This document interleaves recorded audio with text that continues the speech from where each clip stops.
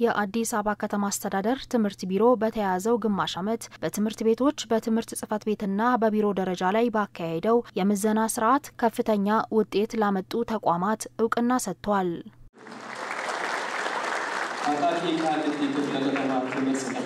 ምዘናው በዋናነት በቁልፍ አመላካች ተግባራት የሪፎርምና የተማሪዎች ውጤትን ማሻሻል እንዲሁም የመልካም አስተዳደር ተግባራት ላይ ያተኮረ እንደነበር ቢሮ አስታውቋል። በተያያዘው ዓመትም የመማር ማስተማር ሂደቱን የተሻለ ለማድረግ እየተሰራ በሚገኘው ስራ ውጤቶች እየተመዘገቡ መሆናቸውን የአዲስ አበባ ትምህርት ቢሮ ኃላፊ ዶክተር ዘላለም ሙላቱ ተናግረዋል። የምዘና ስርዓቱም የዚሁ አንድ አካል መሆኑን በመግለጽ ተቋማት የተቀራረበ አፈጻጸም እንዲኖራቸውና ውጤታማ አሰራር ኖራቸው የተማሪን ውጤትና ስነምግባር ማሻሻል የምንችልበትን አቅም እንድንፈጥር የራሱ የሆነ አስተዋጽኦ ስላለው በትኩረት ሰርተናል ማለት ነው።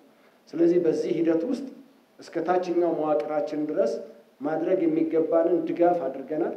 የተማሪዎች ውጤትን ለማላቅና የተቋማትን አፈጻጸም ለማሳደግ ሰውን ሳይሆን ስራን መሰረት ያደረገ ምዘና መከናወኑን የተናገሩት ደግሞ የአዲስ አበባ ትምህርት ቢሮ የቢሮ ኃላፊ አማካሪና የዘርፉ አስተባባሪ ወይዘሮ አበበች ነጋሽ ናቸው።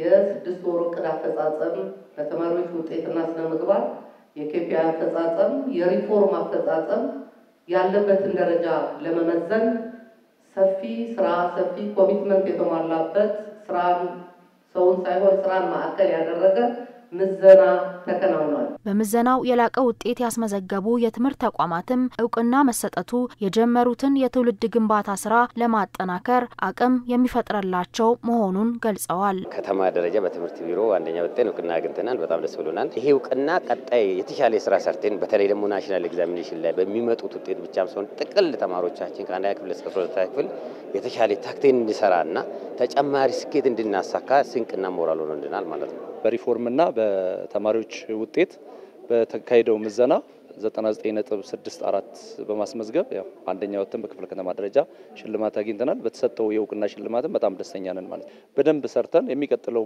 ሁለተኛ መንፈቅ ዓመት በተማሪዎች ውጤት ታጅበን እንመጣለን የሚል ተስፋ አለኝ። አንደኛ ሆነን ያጠናቀቅ ነው። እንደ ትምህርት ቤት ኃላፊ ደስታው ወደር የለውም። ለኔ ብቻ ሳይሆን ለስራ ባልደረቦቼና ለመምህራን፣ ለተማሪዎች፣ ለአስተዳደር ሰራተኞች የዛሬ እውቅናና ሽልማት ፕሮግራም እጅግ ደስ የሚል ነገር ነው ማለት ነውና በጣም ደስ ብሎኛል። እቅዳችን ብዙ ጊዜ 100% ነው። 8ኛ ክፍል 100% ማሳለፍ ነው። 12ኛ ክፍልም 100% ማሳለፍ ነው። ከኛም ይጠበቃል ይሄ። የምዘና ሂደቱን ፍትሃዊነትን ለማረጋገጥ ከ700 በላይ የሰው ኃይል በማሰማራት ስራው መከናወኑን ያነሱት የቢሮ ኃላፊው ዶክተር ዘላለም የምዘና ስርዓቱም የትምህርት ጥራትና ስርዓቱን ለማሳደግ የሚያግዝ ነው ብለዋል። በሽልማት ሂደት ውስጥ በተቋማቶች መካከል ያለው ልዩነት ሰፊ አይደለም። በመጨረሻ በወጣውና መጀመሪያ በወጣው መካከል በዛ ደረጃ የተጋነነ ነጥብ የለም።